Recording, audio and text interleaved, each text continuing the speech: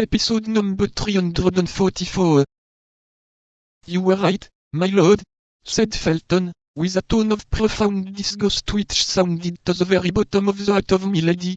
You were right, my lord, and I was wrong. And both again left the room. But this time milady lent a more attentive ear than the first, and she heard their steps die away in the distance of the corridor. I am lost, murmured she. I am lost. I am in the power of men upon whom I can have no more influence than upon statues of bronze or granite. They know me by heart, and have steeled against all my weapons.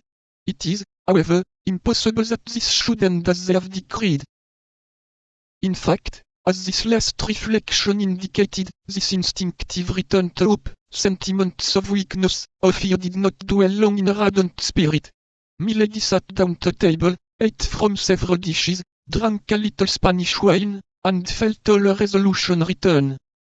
Before she went to bed she had pondered, analyzed, turned on all sides, examined on all points, the words, the steps, the gestures, the signs, and even the silence of her interlocutors, and of this profound, skillful, and anxious study the result was that Felton, everything considered, appeared the more vulnerable of the two persecutors. One expression above all recurred to the mind of the prisoner. If I had listened to you, Lord de Winter had said to Felton. Felton, then, had spoken in a favor, since Lord de Winter had not been willing to listen to him. Weak or strong, repeated milady, that man has, then, a spark of pity in his soul. Of that spark I will make a flame that shall devour him. As to the other, he knows me, he fears me, and knows what he has to expect of me, if ever I escape from his hands. It is useless, then, to attempt anything with him. But Felton, that's another thing. He's a young, ingenious, pure man, who seems virtuous. Him there are means of destroying. And milady went to bed, and fell asleep with a smile upon her lips. Anyone who had seen her sleeping might have said she was a young girl dreaming of the crown of flowers she was to wear on her brow at the next festival. 53. Captivity. The second day.